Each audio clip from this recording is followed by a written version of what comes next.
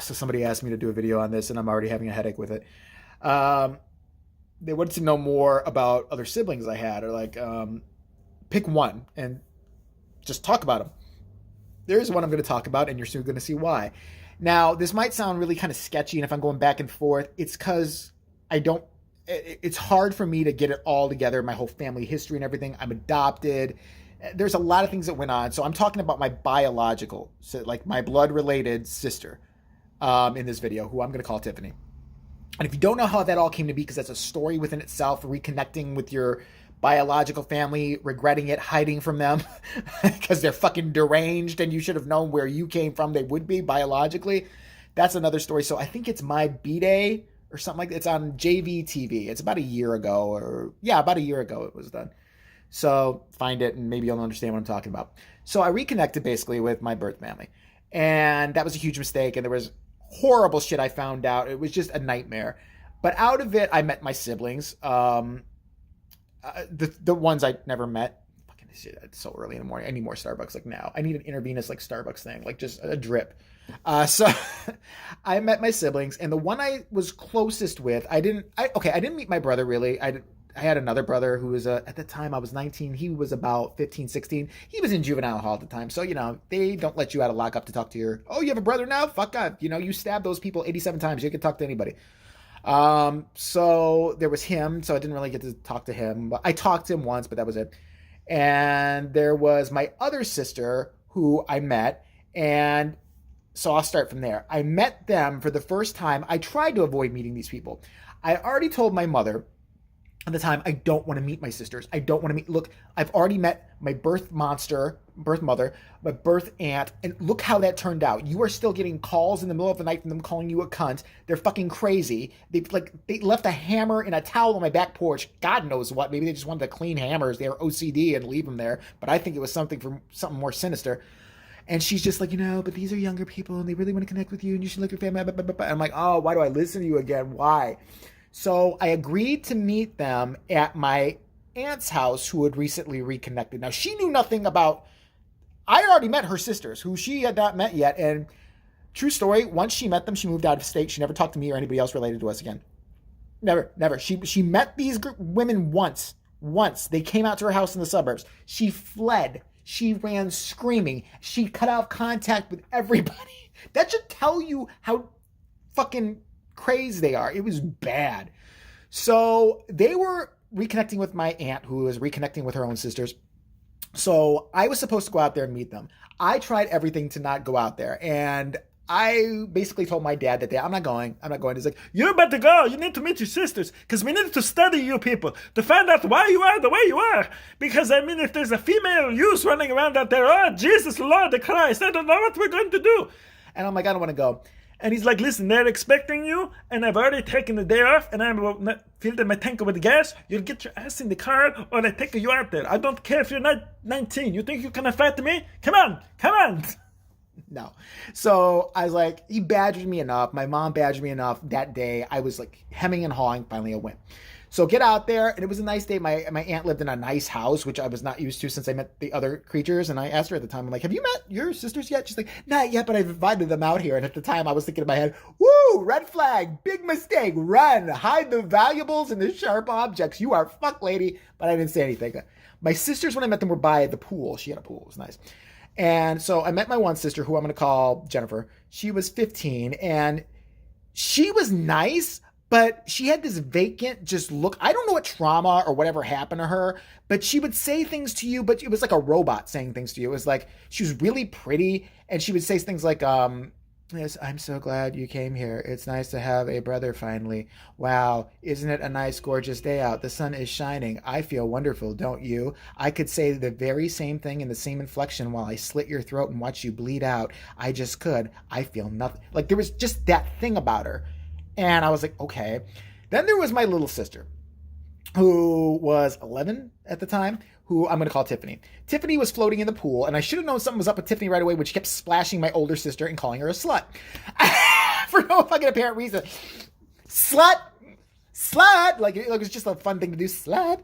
And she's like, and my older sister, who at that point you would think would turn around and whoop her ass, was like, Oh my God, Tiffany, stop doing that. That's not very nice. You're a slut. You're a slut. Like, okay, foreshadowing of things to come. So we meet that day. My aunt took us to a mall. Blah blah blah. And thought I was gonna be kind of maybe talking to my older sister, the 15-year-old, better, more. It just faded. She was with a family. She was fucking dumb. Here's what I'm gonna tell you. She's fucking stupid. This family was loaded. They had money. They lived in a nice suburb, a nice house. She didn't want to be adopted by them because she was still holding out hope for her deranged mother. Are you out of your mind, bitch? I was gonna say to her, are you out of your fucking mind? She's mental. Run. What the fuck? Get adopted by them. Kill them. Take their money. What is... I still have hope. Mommy loves me. She really does. Listen, I read the case file. She don't love any of us. You fucking need to run. Fucking, you're stupid. So I gave up hope on her, and she just stopped talking to me, and I don't know what happened to her. Then there was my little sister, Tiffany, who lived not that far from me. So I had to talk with one of my aunts to be able to talk to her because at that time she was staying with my aunt. And at the time I didn't really think anything about it because for a year it was all just very pleasant, mundane conversation. Like, hey, how's school? How's everything going with you? Yeah, did you see that one new movie, a music video? Yeah, that's cool, isn't it? And she was very polite and, eloquent and seemed okay. But she had this kind of smart-assy attitude. How could she be related to me? And then the shit hit the fan. I always kind of thought like a dumbass because she would dress in these little dresses when I would see her. Like my aunt, we met at the zoo one time and I walked around with her and she took my hand. She's like a little sweet little girl. And just something about her, like in her eyes, I'm like, this little bitch could kill someone. I'm like, I don't know. There's something about her. She's saying all the nice things. She's like the movie The Bad Seed. Did you ever see that? Yes, mother. No, mother. Oh, mother. I didn't mean to push that old lady down the stairs. It just happened. It was that kind of shit.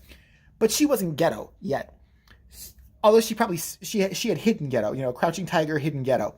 So, I mean, she lived in a bad area. That's fine. So she was hanging out with me. Then she moved in with her stepfather. Don't even ask how this all happened. Who was Mexican and hated me is all I knew about him. For no apparent reason. He hated our birth monster, our shared fucking nasty vagina we spilled out of. He hated her and anything related to her, so he wouldn't let her talk to her other siblings, including me. Like, he would not have it. This motherfucker, I would understand something if he was an overprotective dad. He would leave her alone night after night, all night long, not working. He was out fucking random whores and shit like that. And this little girl would call me in the middle of the night scared because she's home alone in a ghetto. Yeah, fucking, you're wonderful. Fuck me, right? I shouldn't even be able to talk to her. Whatever. I have hidden anger there. So I started talking to her when she moved in with her stepfather. She would call me at night. And I'm like, I don't know if I should even be talking to you because he doesn't want me talking to you, blah, blah, blah. And she's like, oh, it's cool, whatever.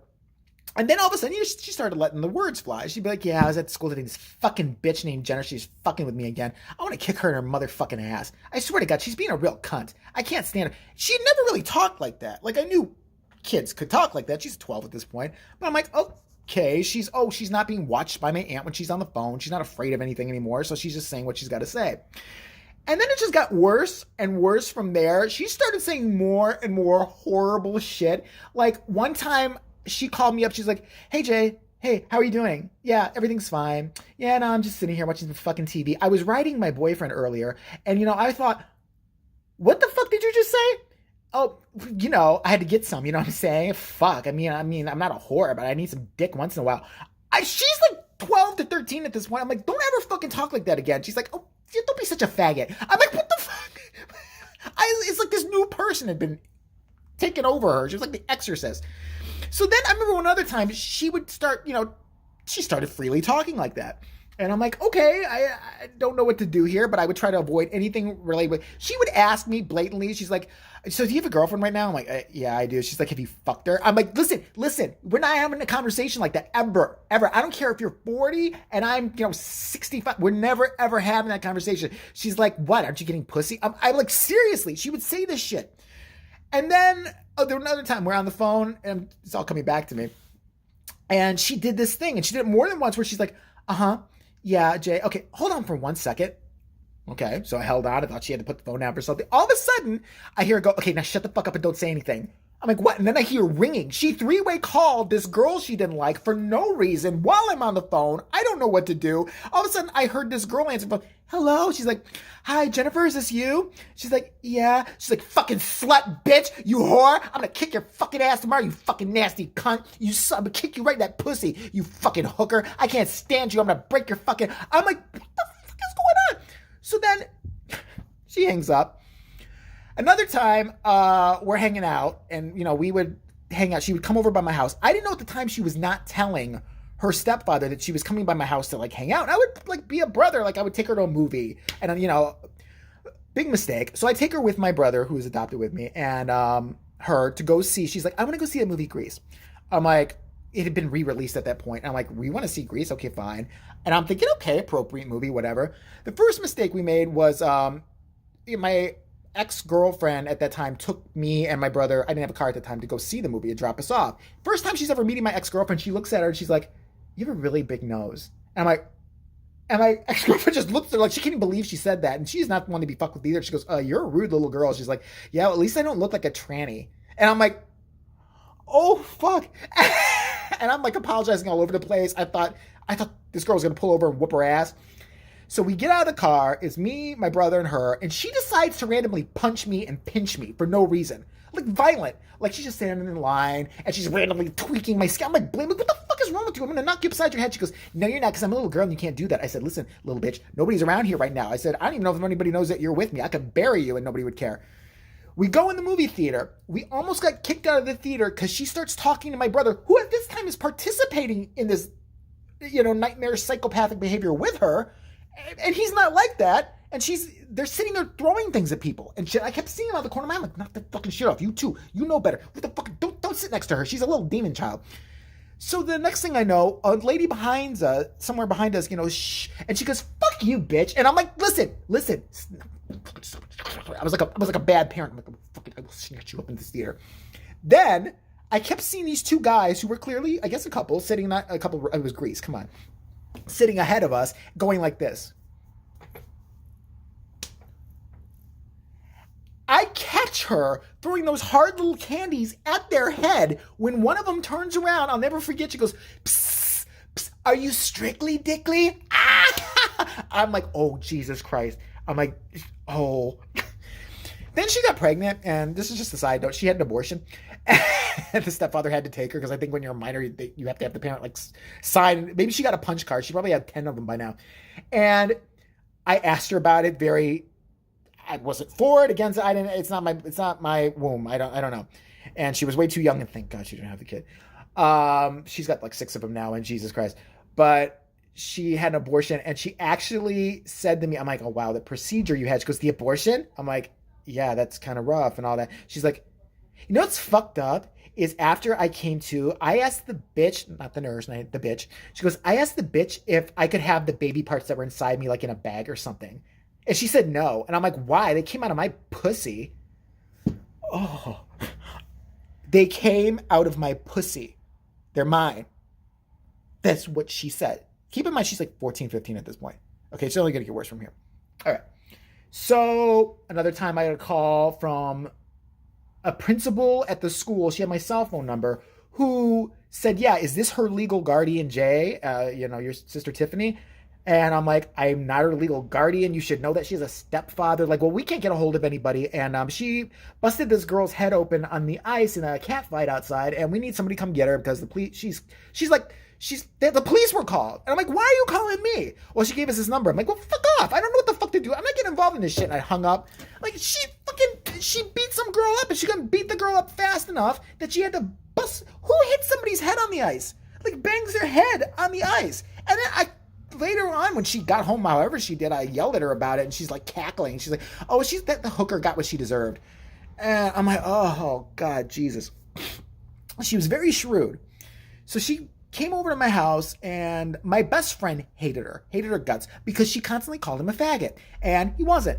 And she would sit there and say things to him like he was always at my house, and didn't have the best, circumstances as his house. And she would look at him and say shit while we were there, like, why don't you have a fucking girlfriend or get laid or something like that? Why are you always around him? Are you a faggot?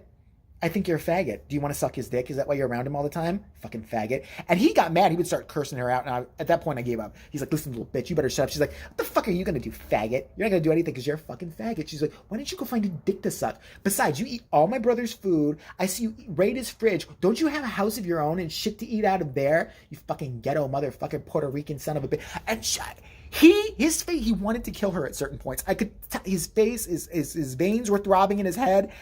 Because this is a guy who would fight at the drop of a hat. And for this little girl to be challenging him like this, you could just tell he was itching. And the only reason he didn't do anything was because, I'm his best friend and that's my kid sister.